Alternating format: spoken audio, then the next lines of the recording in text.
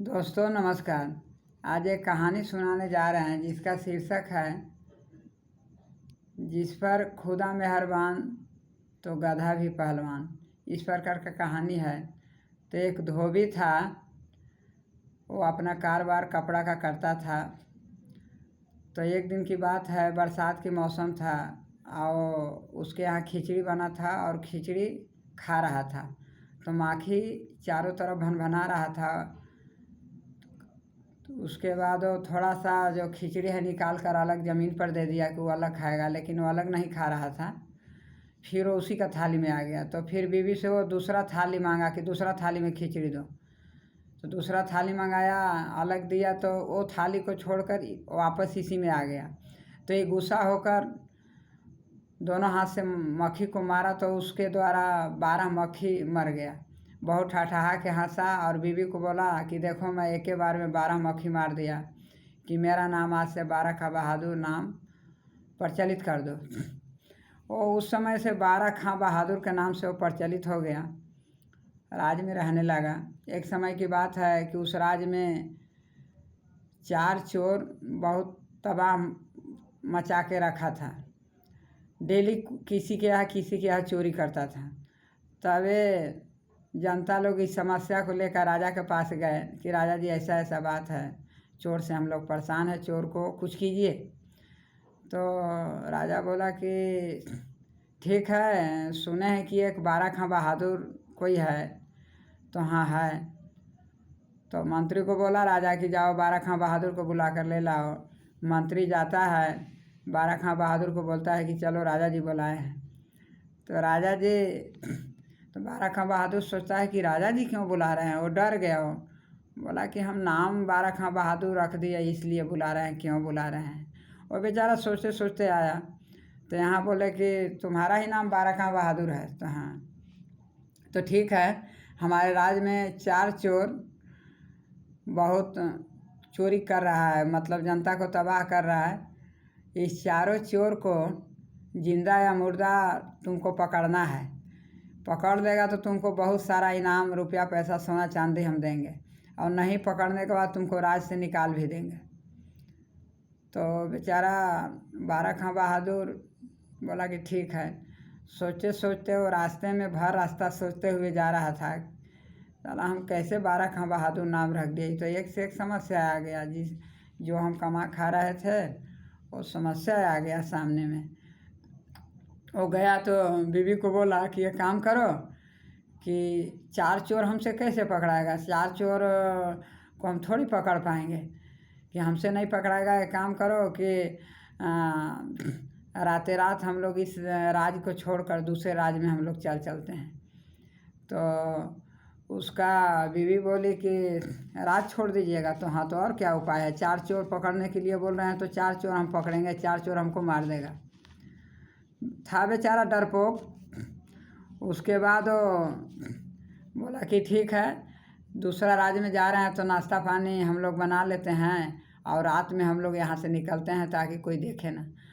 तो बेचारा बाज़ार से लाया और नाश्ता बनाया, और नाश्ता बना के 3-4 बजे भोर में वो निकल पड़ा। तो धान के खेती लगा हुआ था। तो चारों चोर पर नज़र पड़ गया इसको। ये बक्सा छोड़ के, बैग सब सामान छोड़ के, और वो छुप के कुछ दूर में जाके छुप गया, भाग गया। उसके बाद चोर उन लोग आया तो सारा सामान खोला, उसमें नाश्ता फस्ता था और भी सामान था, ले लिया। और नाश्ता मिला तो उन लोग खूब भरपेट नाश्ता खाया। और नाश्ता पॉइजन था, इसलिए कि जिस पानी से इन लोग नाश्ता बनाया है उस पानी में पहले से छिपकली गिर गया था। इन लोग अकबक में ध्यान नहीं दिया, और वही पानी से इन लोग आटा या मैदा साना था, और वो पॉइजन हो गया। पॉइजन होने के बाद इन लोग जब चारों चोर खाया तो बेहोश हो गया। बेहोश होने के बाद जब भोर हो गया तो 12 खां बहादुर सोचा कि जा रहे हैं, बीवी को बोला कि आ रहे हैं। उन लोग के देख के भागा। उन लोग गया कि नहीं गया, कि हम लोग के जाना भी है, भोर होने चला है। तो उधर गया तो देखा कि चारों के चारों चीत पड़ा हुआ है। वो थोड़ा हिम्मत बांधा और तुरंत वहीं से राजा के पास चला गया। राजा को बोला कि राजा जी हम 4 चोर पकड़ लिए हैं। राजा खुश हुआ, आया देखा चारों चोर बेहोश पड़ा हुआ था, ले गया उन लोग के। तो इसको बहुत राजा जी इनाम दिए, रुपया पैसा सोना चांदी भी दिए। बेचारा ये धीरे धीरे धनी भी हो गया, आराम से कमाने खाने लगा। एक समय की बात है कि उस राज में एक बाघ उतर आया तो जनता में तबाही मच गया। तब जनता ये फरमाइश लेके राजा के पास गए कि राजा जी कि राज्य में बाघ उतरा है कि बड़ा तबाही मचा के रखा है। तो राजा जी बोले कि ठीक है, बारा खां बहादुर को बोल देते हैं। मंत्री को बोला कि जाओ बारा खां बहादुर को ले लाओ। तो गए, बारा खां बहादुर को बोले कि राजा जी तुमको बुलाए हैं। तो बारा खां बहादुर सोचते हुए आया, सोच रहा है रास्ता में आ रहा है, बोला कि खींच लिया आज राजा जी बोला है, आज क्या समस्या होगा। वो टेंशन में बेचारा हो गया। यहाँ आया तो बोला कुर्सी उर्सी दिए, बैठा। राजा उसको इज्जत करते थे, बैठा। उसके बाद बोला कि बारा खां बहादुर एक काम करो कि राज्य में एक बाघ उतर आया है, उसको जिंदा या मुर्दा पकड़ना है तुमको, समझे कि नहीं, जैसे भी पकड़ो ना। तो बोला उस जगह तो बेचारा हाँ बोल दिया, बोला कि ठीक है। अब वहाँ से उदास हुए, सोचते हुए गया, घर जा रहा है। जाने के बाद बीवी से बोला कि अब कोई गुजारा नहीं है। उस समय तो कैसे कैसे भगवान माने किस्मत से बच गए हम लोग। एक बाघ उतरा है राज में, वो बाघ को मारने के लिए, जिंदा या मुर्दा पकड़ने के लिए बोले, तो बाघ हमसे थोड़ी पकड़ाएगा वो। एक काम करो कि सार सामान जितना है सब बांधो और रात में हम निकल चलते हैं। तो थोड़ा धनी हो गया था तो उसके पास सामान ज़्यादा हो गया। तो हाँ, वो बोला कि एक काम करो तुम सामान सही आ रहो और आते रात हम लोग इस राज को छोड़ देते हैं, बहुत समस्या बार बार आ रहा है कि हम आ रहे हैं गधा को पकड़ के। तो बेचारा वो गधा पकड़ने गया तो नज़र मिल गया रात में बाघ। तो ये पहचान नहीं पाया कि बाघ है, ये सोचा कि गधा ही है। तो ये गधा को पकड़ने लगा। तो बाघ को भी पता था कि बारा खां बहादुर बहुत बड़ा योद्धा है।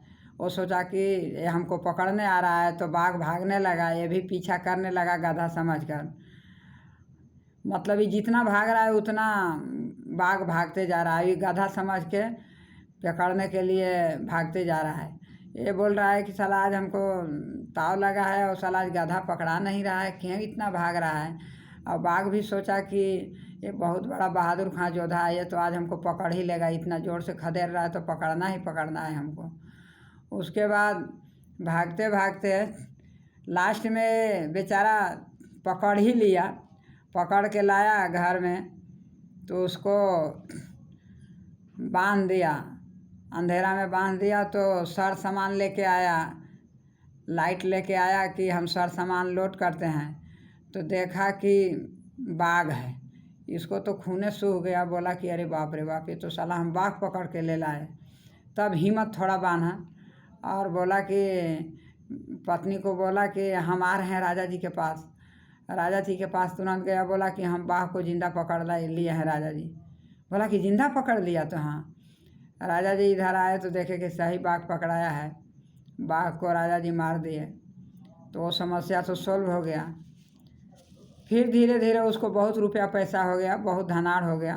फिर धीरे धीरे रहने लगा।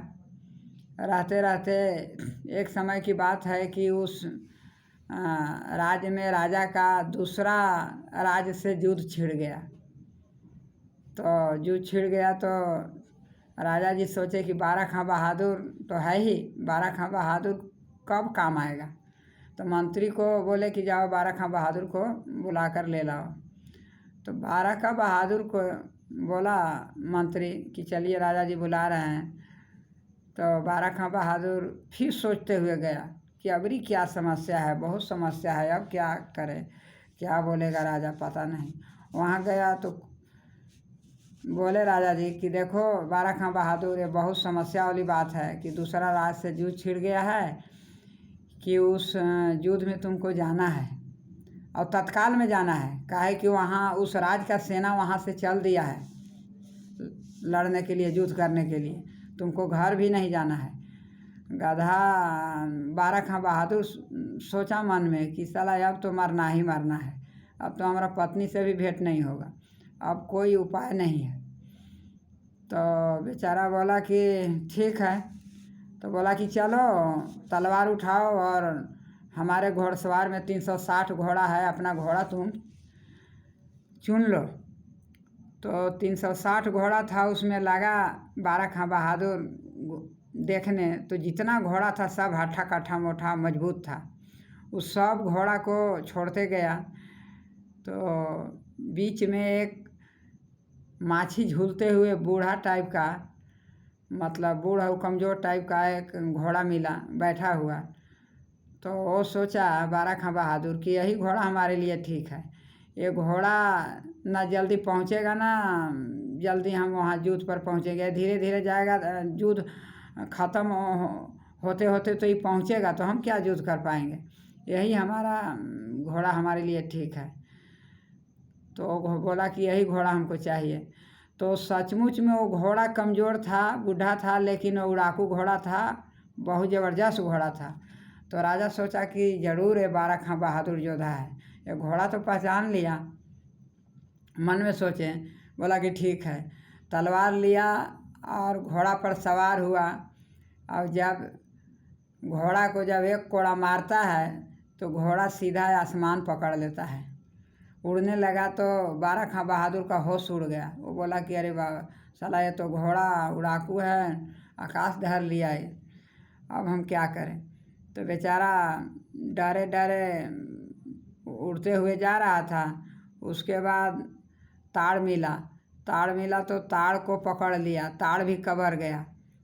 वहाँ युद्ध के क्षेत्र में मेड़ा मारने लगा तो वहाँ का जनता ऊपरे देख कर कह रहा है कि बाप रे कितना बड़ा योद्धा है और कितना बड़ा वो तलवार लिया है, देख रहा है तलवार कितना बड़ा है, हम लोग थोड़ी इससे पार पाएंगे। तब तक उसका हाथ से ताड़ छूट गया और बहुत सेना मर गया और सेना में भगदड़ हो गया। फिर वो नीचे उतरा और थोड़ा सा हिम्मत बांधा और पैतरा बांधा तो सब सेना मैदान छोड़कर भाग गए। उधर से आया तो इधर से सब सेना जा रहा था। सेना को बोला कि युद्ध तो हम जीत गए हैं, वो सब भाग गए, वो सब चलिए अब घर। यहाँ आता है और राजा को बोलता है। राजा खुश होकर उसको आधा राजपाट दे देते हैं और फिर अच्छा से एक तरह से वो भी राजा बन ही गया, अच्छा से रहने लगता है। जय हिंद।